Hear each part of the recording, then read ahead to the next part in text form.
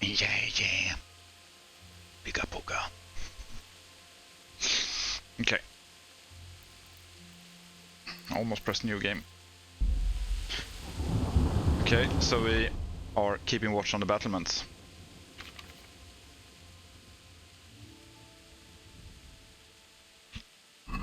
I'm watching here.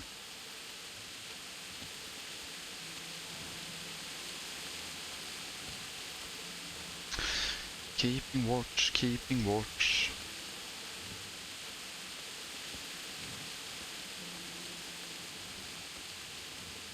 No one there, cause it's dark.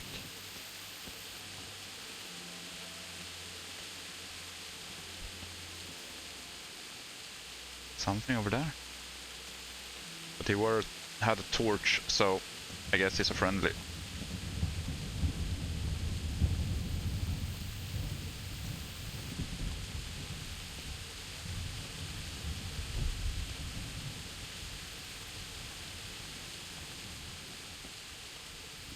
Hey boy, you first.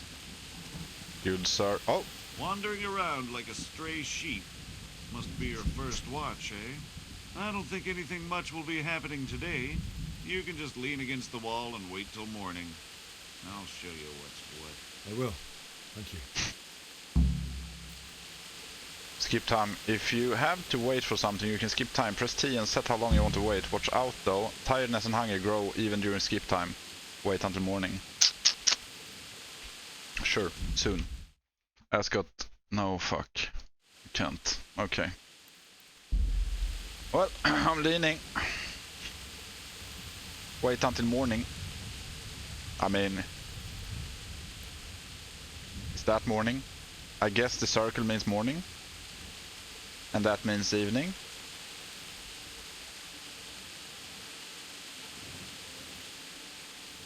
Nothing else says anything else, so...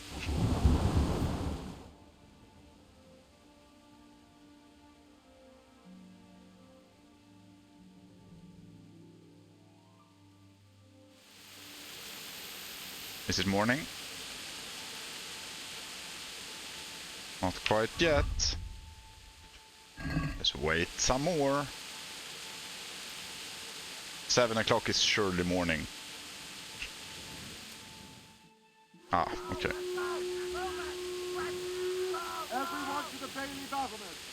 Quickly, I'm here.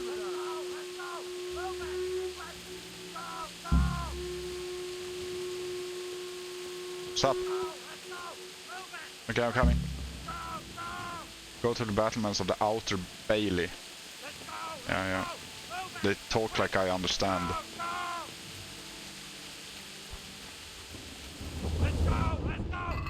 I don't need this anymore.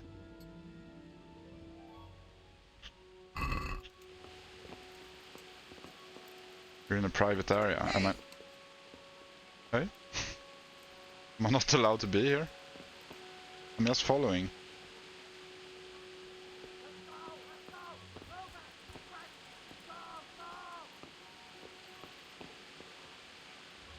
Did you go here? Let's go! Move it! Quick! Go! Oh, okay. I guess we're going here. Down here. Outer. This is outer. Yeah.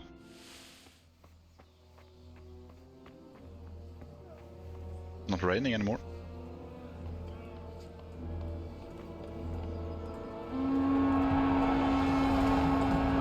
Oh shit!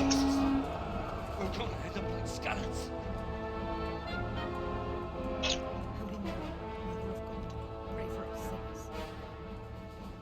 See how the self-appointed king wins the love and respect of his loyal subjects. Indeed, Robard. Indeed. Sigismund of Luxembourg has a rare talent for winning people over to his cause. I mean, they are kinda many. We may be in for a surprise. I don't think he will set his heathen dogs on us today. He wouldn't walk up like that Greetings, if he... Lord of Talmberg. That's the bastard who led the attack at Scalis and killed my parents. Don't be an idiot. Do you want to end up like them? I am Sir Markvart von Aulitz. I come in the name of Sigismund of Luxembourg, King of Hungary and Croatia, who has resolved to strike against those who disrupt concord in the land and to restore order in the name of his brother, King Wenceslaus IV. Restore order by burning and pillaging the king's estates. Greetings, Sir Markvart. The efforts of the king's brother to bring order to this chaotic land are undoubtedly noble. It seems to me, though, that he and his army have somewhat strayed. As Burgrave of Prague Castle, I am entirely beholden to the king, and here in Talmberg divine peace reigned until your arrival. To what then do we owe the honor of your visit? Yesterday, His Majesty took action against the enemy of the kingdom, Sir Radzig Kobyla, who has been using the silver from the Skalitz mine to fund insurrection against the crown. Unfortunately, the insurgent escaped. Would you happen to know, noble sir, where he might be at this time? As far as I know, the Sir Radzig of which you speak is the king's hetman at Skalitz. I find it hard to imagine that he would rebel against our king. Yo, rebel spy, stop. Nevertheless, I can assure you that Sir Radzig is not at Talmberg. He would be a fool indeed to flee from one castle, where he has little chance of defense, to another, where he has even less. Or do you take the view that my humble manner is any obstacle to your army? Am I to inform the king then that Sir Radzig Kobyla is not at Talmberg and that he has your loyalty? Sir Radzig Kobyla is not here, and I have no intentions of getting embroiled in affairs from which I have nothing to gain. Same. Very well, sir. As you wish. Never help if you don't get I will help relay better. your words to the king in the hope he will be as well disposed as you seem to be. Those who have clean consciences and goodwill may find themselves well disposed even at moments like this, when there is little cause for joy. Farewell, sir. Auf Wiedersehen.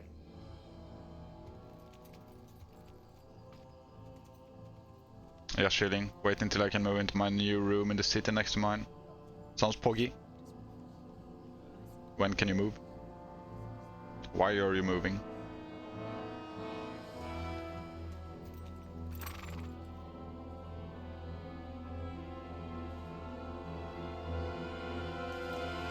There's a redhead boy.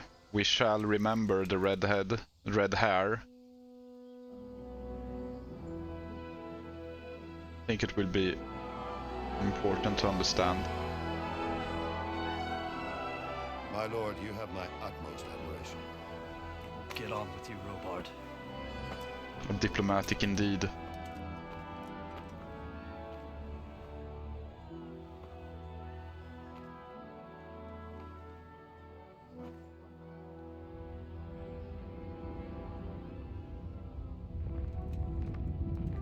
Baldy.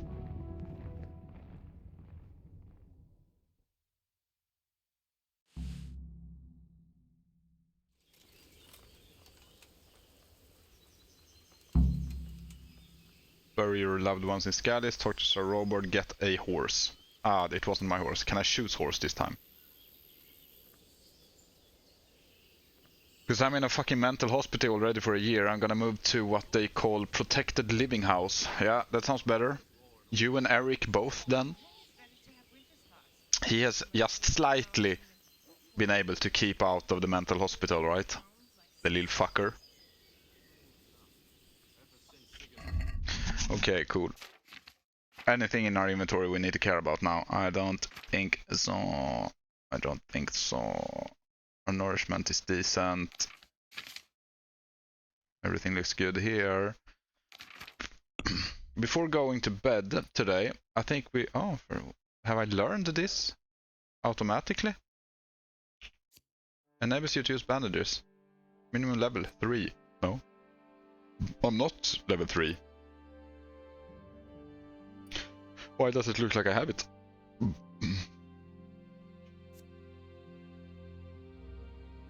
Because I don't need to learn it. Nah, Eric got his apartment, indeed. But it should be locked down. He's insane. Maybe we should level these up now. Maybe this is the time. And then we should go back to Skalitz. Potentially. But we can talk to Sir Robert first. Rovna, we passed this place. Need to go back there. Map kinda big. Ah, fuck! I did ride for a while to get just here. That's cool. I like that.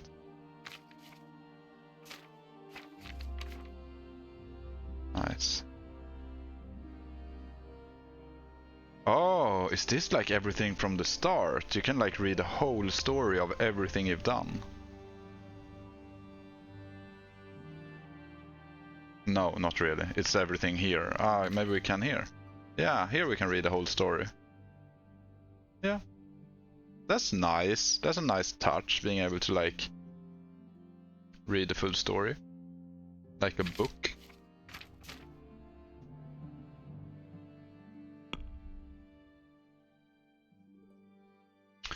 Cool.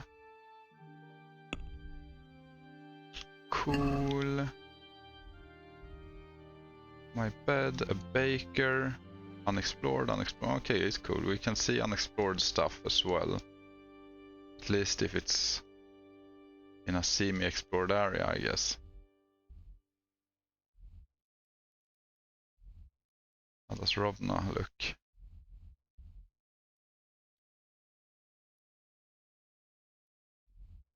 Cool. So that's a fast travel point, I think. Yeah, it is. And that is as well, and that, yeah. Oh, it's a horse. I thought it was a cat first. I don't know why. Cool. I'm gaming on my Steam Deck at the moment. Got my PC already in storage at family for the move. That sucks, man. I mean, isn't the Steam Deck kind of good, though? I can probably go in a week, so I'm hyped. I bought a mechanical keyboard cheap from Temu. I would never buy anything from Temu. I would rather buy stuff from Wish, actually. Temu seems like such a scam.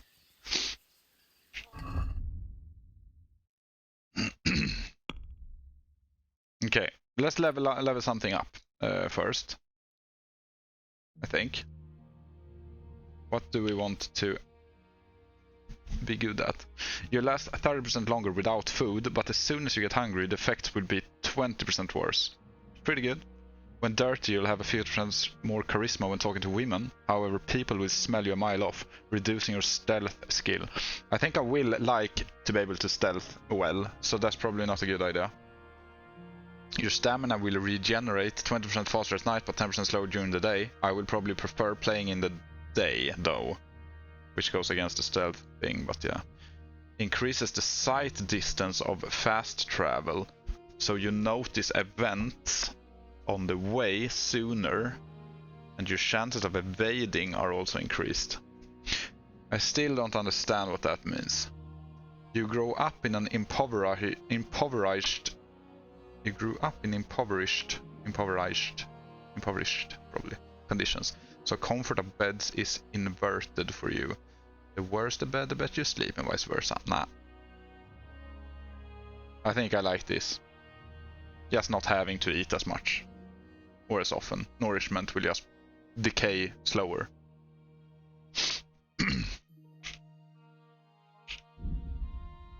Cool. And I can use bandages. Is good. How about strength? Carrying dead or unconscious body won't cost you any stamina, and they will burden you only half as much. Blocking an opponent's strikes with your shield will cost you 30% less stamina. I feel like this will be useful more often Impoverished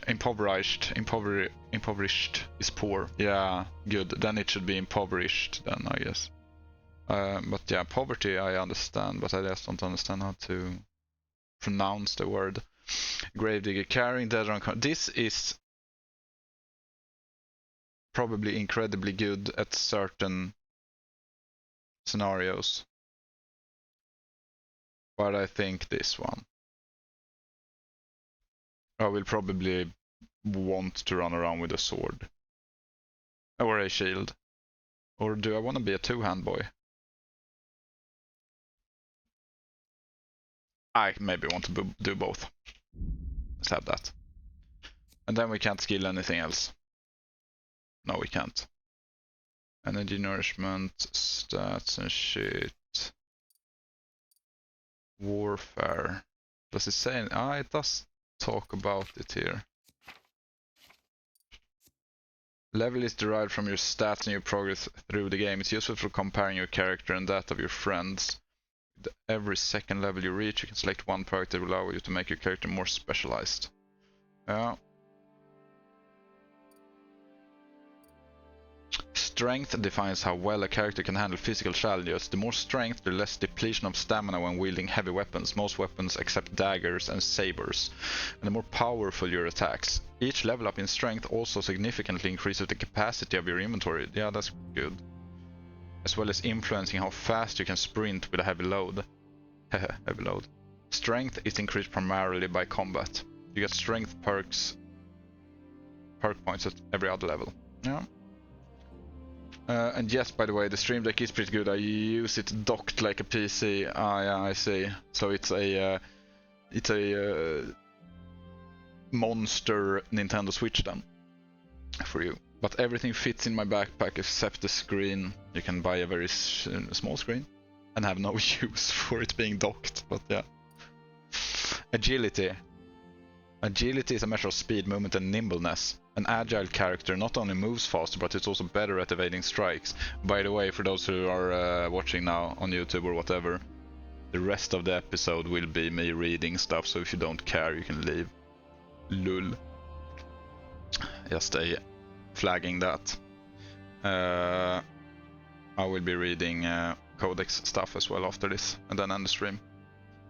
Agility is a measure of speed, movement, and nimbleness. An agile character not only moves faster, but is also better at evading strikes. So that's probably what evading is then. I mean, it wasn't clear from this. And your chance of evading are also increased. But I guess that is connected to that kind of evading then. Also better at evading strikes, can skillfully wield more sophisticated weapons such as sabers, and is more skilled in archery. Archery in turn will also increase agility. Okay. Cool. Okay, I'll wish you a good night already. Yeah, same to you, my man. I'm gonna search already for a new stream to watch. Yeah, you do that. You do that. I'm not doing anything more action-packed and fun shit. Vitality. Vitality determines how much a character can endure. The more vitality, the more stamina, and the faster it regenerates. The longer the character lasts without getting tired, and the longer he can run. Running, surmounting obstacles, and surviving combat enhances vitality. Let's see. I see. Speech. Speech gauges the character's ability to talk his way out of situation. It is improved by talking to people and successful persuasions. As a result, a good speaker can settle many conflicts before they even arise, haggle better, or disconcert a foe he wouldn't be able to overcome in combat. Cool. Charisma. Charisma is a measure of how you can impress people. Fast talk will get you only that far. Fancy clothes and ornaments can give you that extra bit of stature you need. That's interesting because that means that, okay, I'm gonna go talk to this person now. I should probably change my clothes. Full all-out RP. It's totally the average charisma value of all the visible items and clothing you're wearing. Underclothes don't count. Good. If I'm not trying to sway a young lady, maybe? And by young, I still mean legal, okay? It's also influenced by how clean, dirty, or bloody your attire is. So it's worthwhile visiting the baths now and again, or at least having a wash in a throw. Yeah, I've done that. Visibility is the opposite of camouflage. No shit. It tells you how easy you are to spot, and the lower it is, the better. It's the average visibility value of all the visible items of clothing you are wearing. Naturally glittering armor and brightly colored garments are much easier to spot than dark. That's also incredibly cool. Your visibility in the dark is affected by the amount of light in your vicinity, as well as how much of your body is exposed to view and how close you are to people. Enemies will spot you even in pitch darkness if you're too close. Makes sense. Okay, so these are not something you train up, and this is changed by my attire mostly, I guess. Conspicuousness. Conspicuousness is a measure of how you stand out in the normal environment. For example, whether or not people who see you will look twice. It depends on your clothing. Cool. Noise. The more noise you make, the more likely you are to be discovered whenever you move. Noise is derived from your clothing and weapons you have equipped. Ah, so that's a reason to unequip stuff. Which sucks, but yeah. Speed determines how fast you can walk around and sprint. It's derived from your agility and overall encumbrance. So you don't only want to keep this weight below the max, you want to keep it as low as possible if you want to have a higher speed, I assume. That's cool.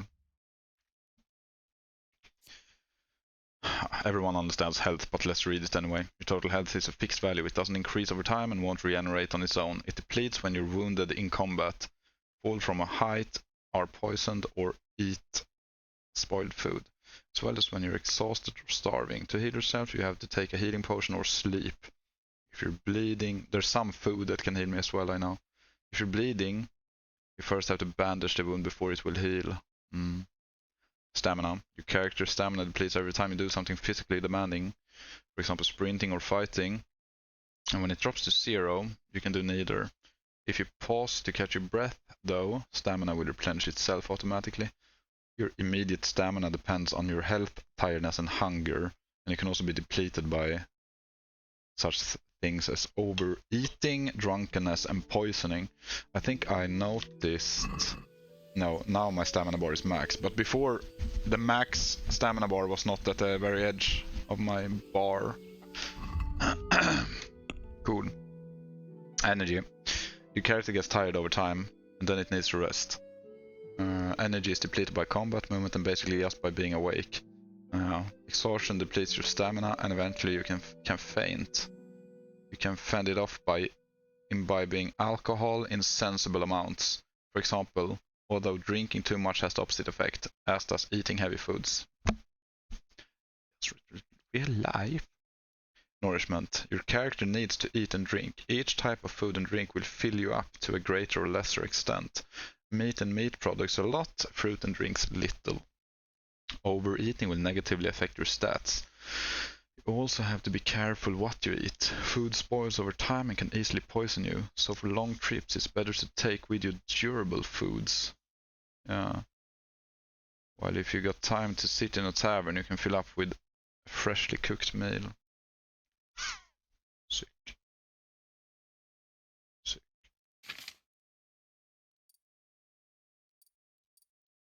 None of these is anything I can skill in, so we don't need to read about them yet either. But defense increases the time you can hold a perfect block or dodge, as well as increasing the defense stat of weapons and shields. Warfare. Total fighting skill with weapons or unarmed. The more skillful a warrior you are, the faster your attacks are and the harder it is for an opponent to defend against them. Also, your weapons will be less damaged by attacking and defending. Cool. Axe skill makes you more proficient with axes, increasing the power of your attacks. Makes sense. Bow skill makes you more proficient with bows and arrows, increasing the power of your attacks. Until you reach level 5, you are unable to hold the bow correctly, and when firing, the string will flay your forearm, causing... Wow! That's so So detailed. Will flay your arm, your forearm, causing injury, unless you are wearing a vambrace or other arm guard, in which case firing will only drain stamina. That's really cool. Mace skill makes you more proficient with maces, increasing the power of your attacks. Same with swords. Unarmed combat skill makes you more proficient when fighting with the fist, increasing damage you make. Yeah. Okay, damage you make. I think damage you deal would be better, but fine. Same for all these. We have no levels, so it's no use reading all of the possible perks. Alchemy. The better your mastery of alchemy, the easier it is to brew potions, even if you make minor mistakes. A master who adheres carefully to a recipe, on the other hand, can make up to 3 potions from the same ingredients as 1.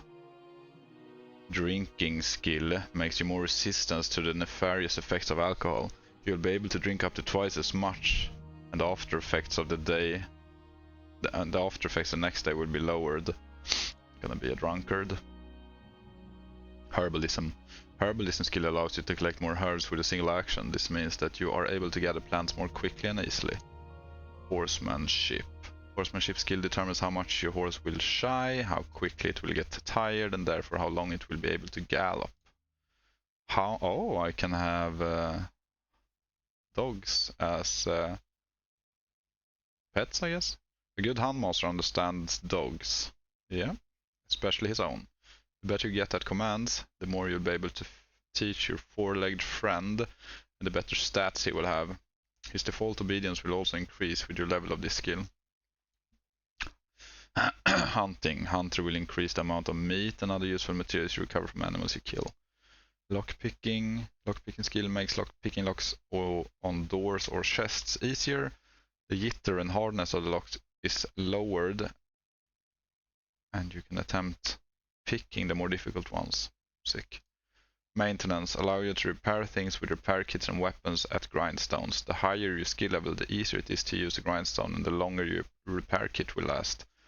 At a higher level, you will be able to repair more badly damaged items. Pickpocketing. Pickpocketing skill makes it easy to rob people on the street unnoticed and lowers the chances of witnesses seeing you in the act. I'm talking too much now. My throat hurts. Reading. Reading skill influences the ability of your character to actually read books. Without it, any book is just gibberish to him. Higher reading skill decreases the amount of time required to read and comprehend the book. Okay. Stealth. Stealth skill shortens the distance at which you will be seen by the enemy and increases the time it will take for them to spot you. It is improved by moving stealthily in the vicinity of the enemy. I see. No buffs.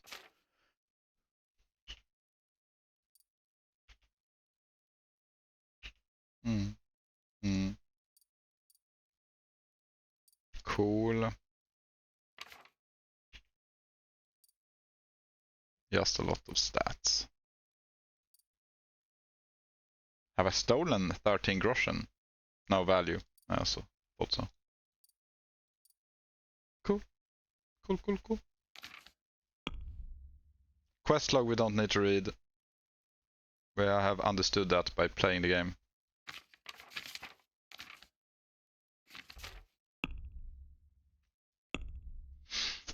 Let's read the codex. Let's get some lore in here.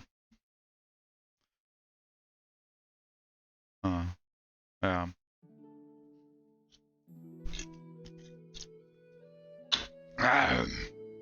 Animal husbandry.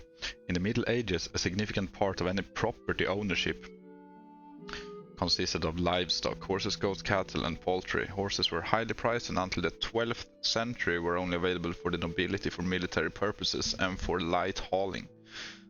The change came in the 12th and 13th centuries, when horses came to be used for transport and tillage. In Bohemia, horses began to be shod from the 11th and 12th century up to the 13th only as a rule on the front hooves, and later when horses were used for heavier work on all four. I don't understand. Almost every serf in the Middle Ages would prefer to own a cow than a piece of arable land. so even some landless folk had access to food by way of milk. Curiously enough, in the Middle Ages, milk and dairy goods were not traded much. For one thing, many people had a cow of their own, but also because no effective means of milk and dairy products preservation was yet known. Sheep were kept by both serfs and upper class, largely for their wool. The poorest often kept a goat for milk and cheese. Pigs were left to forage in the woods all year round, feeding on beech nuts and acorns. Medieval pigs were much like wild boar and had little in common with today's pink animals. The most commonly kept poultry were chickens, and only rarely geese or ducks. All cattle grazed freely on the meadows around the village. In heavy winters, the livestock was kept inside the house, even sharing the same room with the people and serving as a source of heat. Cool. Beverages. There were shortages of clean drinking water due to pollution of watercourses by human activities around rural settlements. The fruit juices were available only in season, hence everyone, including children, drank beer. Just like we spoke about even Miss Epos. The beer brewed at home was weaker and heavier than today. Okay. Contained 1 to 5% alcohol and served instead of soup. It had no head of foam, was brewed from wheat, so-called white beer, or from barley, old beer. Only in the 15th century, that's where we are right now in the game, 15th century, did hops come to be added for better beer quality, bringing out a bitter flavor. Wine was drunk primarily at court and in the monasteries. It differed from today's by its spicy, very sweet taste. It would be condensed into a thick syrup and diluted with water. Spirits were altogether rare. Distillation took place in small volumes. Fruit and cereal distillates were again weaker than today's, about 15 to 20%. The most popular drink was mead, made from fermented honey dissolved in water. So that's how mead is made. Interesting. Carts and wagons. In the Middle Ages, wagons were used for transport, agricultural work, and for wartime purposes. One of the simplest was a two-wheel cart, while hay wains, were also to be seen. The oldest high-wheeled carts had one central axle connected to the undercarriage. From the 14th century on, twin-axled four-wheeled wagons came into use. The front axle was not steerable, resulting in a very wide turning radius. Wagons did not have a seat for the coachman, who either rode astride one of the horses or walked alongside the wagon. In wartime, a wagon could be turned into a mobile field palisade, a strategy that became famous especially during the Hussite Wars, Hussite something, when the strategy of wagon walls won more than one battle for the Calixtides. Clothing and fashion. Clothing for villagers and other commoners above all had to be comfortable, durable and practical. It had to last for years and be worn in all kinds of weather. It generally consisted of simple shirts and tunics. Men also wore linen knickers down to their knees, and in winter they wore hooded cloaks, fur jackets and caps. Wide-brimmed hats protected their heads from the sun, and footwear was simple. Most items were of natural colors without ornamentation. An exception was festive apparel, intended for special celebration and church holidays. In the towns, clothing held greater significance, reflecting status, wealth, and even membership in certain factions, such as tradesmen, soldiers, and apprentices. Apprenti? I don't know. Accessories included belts, bags, gloves, hats, and other head coverings. Most of the garments in Kingdom Come Deliverance are based on actual historical records of medieval fashion. Hairstyles. In the 14th and 15th century, unwed young women had long hair, which they wore down or in braids. Women in towns adorned their hair with ribbons, pearls, wreaths, and vines. Older married women wore pearled nets on their heads, white or colored veils or hats. Fashionable men in the 15th century had long, coiffured hair, and they liked to shave their chins. They covered their heads with brimmed hats, caps, or hoods. Jewelry. In the Middle Ages, jewelry was fashioned from gems, wood, leather, and metals. All gold tended to be worn around the neck and breast rather than on the hand. The most common type of jewelry consists of earrings and various types of crosses. The most common motifs adorning jewelry were flowers and animals. Figural decorations was often associated with religious themes. Rings were both popular in the High Middle Ages and were worn for both prestige and symbolic meaning. They were either made entirely of metal, mostly bronze, in rare cases silver plate or copper wire, or adorned with precious stones and were worn on all fingers. Footwear was made of leather, cow, calf, or goat, as well as grass, straw, bast fibers, wood, cloth, or felt. In the countryside, people often went barefoot in the summertime. Shoes were originally made from a single piece of material and fitted with straps.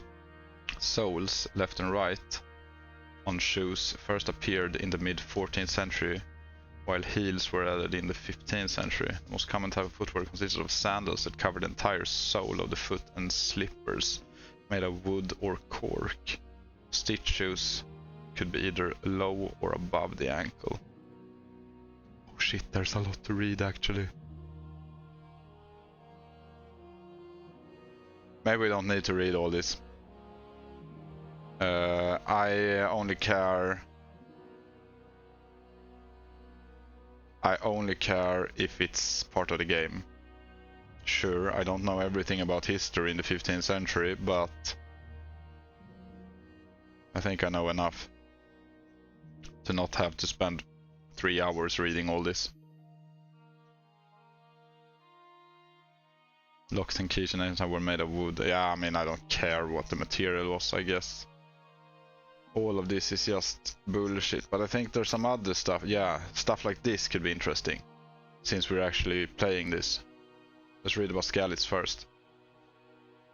Skalitz, there was probably a settlement in the area where Skalis lies today, as early as the 13th century, though there is no mention of the castle until 1361. The development of the town was prompted by silver mining in the area, as well as the existence of the nearby parish of Rona.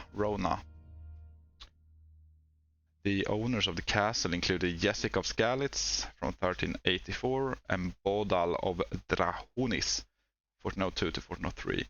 Venceslas the fourth took possession of it in 1403 and placed it under the governance of the knight Sir Radzig. So this Razek is probably the real name and Radzig is just the in-game name, or is this how it was pronounced? I don't know. Later the very same year though, Kobila was forced to flee the castle to protect the inhabitants of Skalitz from King Sigismund's invading army. That's what just happened. Which torched the castle and the adjoining villages. The estate was never renewed thereafter. Spoil! In December of 1403, Venceslas IV granted the remains of the village to Jan Sokol of Lamberg. The ruin of the medieval castle and its fortifications was scavenged for building material for the church. I'm reading spoilers here, fuck. St. John of Nepomuk in 1730. Okay, we're not playing until then, so. Today only minor remnants of the gatehouse wall and swinger and the perimeter walls remain. Talmberg. This castle was built on a rocky promontory at the beginning of the 14th century, either by Ernst of Kaunitz or Rosnata of Ussitz. For more than 200 years, the castle was the seat of the lords of Ussitz, who were later renamed after their residence, the lords of Talmberg. In 1390, the castle came into the possession of Divish of Talmberg. The same year, it was seized by Havel Medic of Waldeck. That's also spoiler. Divish has it now. Who took Divish prisoner? Oh no, that was what she was talking about, I think. The Queen Lady Girl Boy. Madoc did not release Divish until 7 years later, when he was forced to do so by decision of the provincial court. Only a ruin now remains of the castle in the midst of residential development. Cool. Rovna. The village of Rovna lies close to Silver Skalitz. Yeah, so Skalitz. Around 1150, a Romanesque church with a presbytery and cemetery were built there by monks from Sassau Monastery. The church was consecrated to the oldest patron of miners, St. James the Greater. The Romanesque frescoes are its most notable decorative element, painted in 2 stages in the mid-12th century and roughly 100 years later. Cool. Cool. Abduction of Wenceslas IV. Good, it wasn't too much. Wenceslas IV was a none too capable ruler, rather the opposite. During his reign, he was abducted several times in an attempt to wrest power from him. The first time, in 1394, he was taken captive in one of his residences in Berun near Prague and taken to Wildberg Castle in Austria. The abduction was engineered by the opposing nobility, called the League of the Lords. In 1402, Wenceslas was abducted for a second time by his half-brother Sigismund of Luxembourg, King of Hungary, who aspired to the Bohemian throne. With the support of the high nobility and incarcerated in Vienna, from where he managed to flee with the help of loyal nobles. In November 1403, Sigismund had, in the meantime, brought in higher taxes on towns and monasteries. Any towns that refused to submit, he conquered and ransacked. The conflict grew into a protracted civil war, which did not abate even after the death of Wenceslas. Oh no, spoil! The Battle of Nicopolis. The Battle of Nicopolis took place on 25/9 date year between the Hungarian King Sigismund and the Turks, led by Sultan Bayezid. Sigismund's army was made up of soldiers from France, Burgundy, Germany, England, Italy, Bohemia, Poland, and other countries. In all, it was 10,000 to 15,000 strong. The Ottomans, who at the end of the 14th century controlled the entirety of the Balkans, numbered almost 20,000. The experienced Turkish combatants routed the Christian knights completely, largely because the Russian and French knights disobeyed orders, attacked the Turkish vanguard under the misconception that it was the main force, and were subsequently crushed. Those who didn't die on the battlefield were brutally put to death, reportedly up to 3,000 men. The wealthiest were taken prisoner and saved on by paying a ransom, which they paid over decades. When news of the defeated reached Paris, no one believed it, and those who had initially spread the news were put to death by drowning for spreading malicious lies. The Ottoman victory was a triumph of Islam over Christendom. Christianity, I guess, in English. The Turkish army represented a real threat to European countries, especially Hungary. The conquest of Kattenburg. In December 1402, during Wenceslas' imprisonment in Vienna, Sigismund attacked Kattenburg and by the beginning of the following year seized and ransacked the town. Kattenburg was loyal to the king and staunchly defended by its miners. When they finally surrendered, they were forced to march to Sigismund's encampment near Kolin and made to kneel before him in the mud in subjugation. In addition, they had to pay huge sums of money in reparation, even though the town and its environs had been pillaged by Hungarian soldiers. The treasury in Kattenburg held not only coins, but also precious jewels, gold and silver. Wenceslas later estimated the wealth seized by Sigismund to be worth 1 million in gold ducats of the day.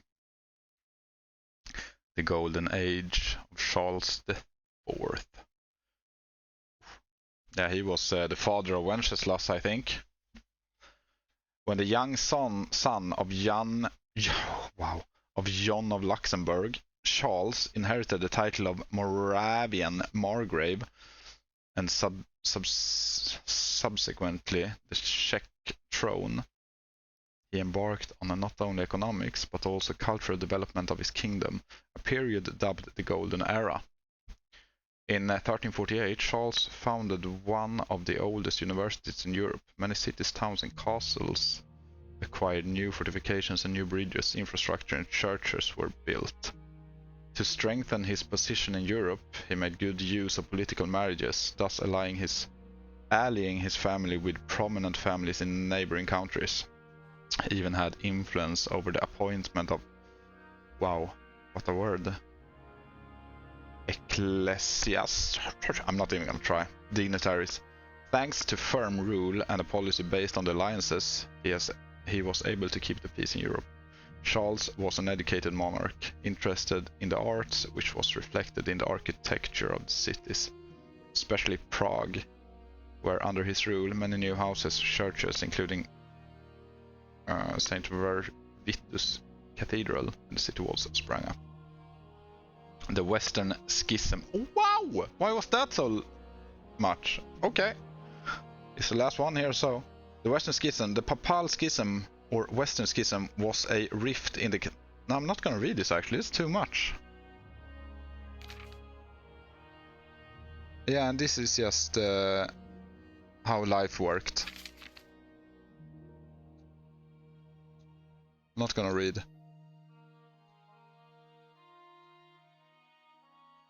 Gonna get the stars away. Where's my OCD? Maybe we don't need to read anything. I mean, characters could be interesting.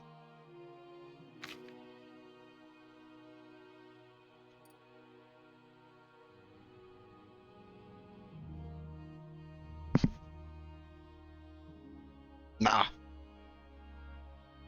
This is the golden boy.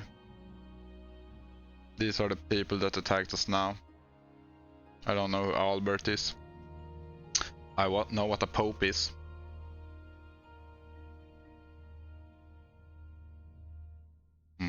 Sigismund, the little shitfuck.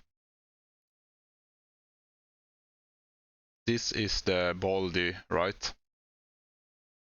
I think so. Sexy.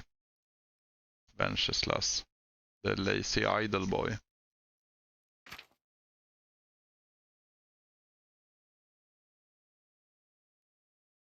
Yeah, this we don't need.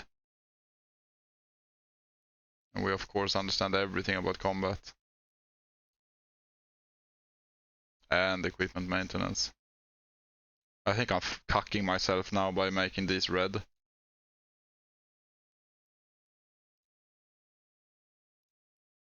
But who cares? I can go back if I misunderstand something.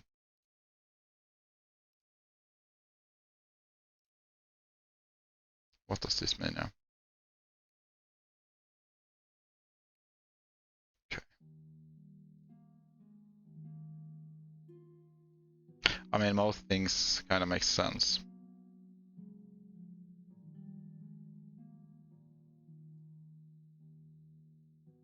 I think.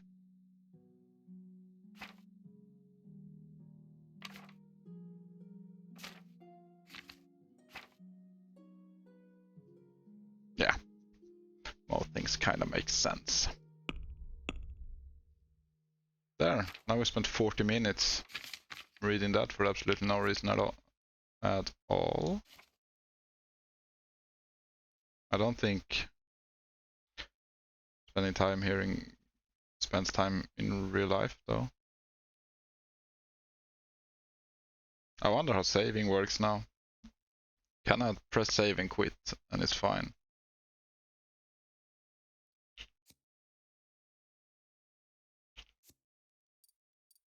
I need to eat something. Is this how fresh my shirt is? Oh, okay, condition.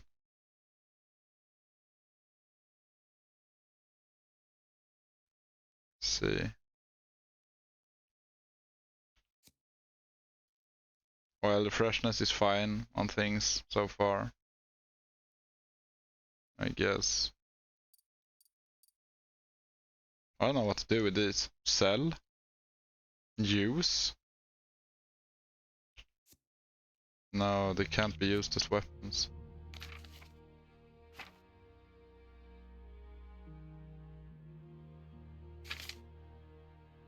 Hmm.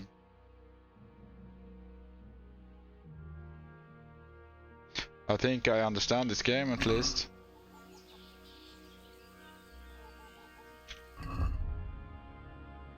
Yeah, continue tomorrow. It will cost you 1 saver snaps. I want to save and quit. Does that also cost?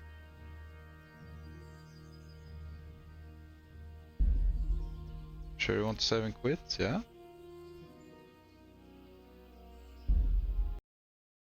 Okay. Well. Good night.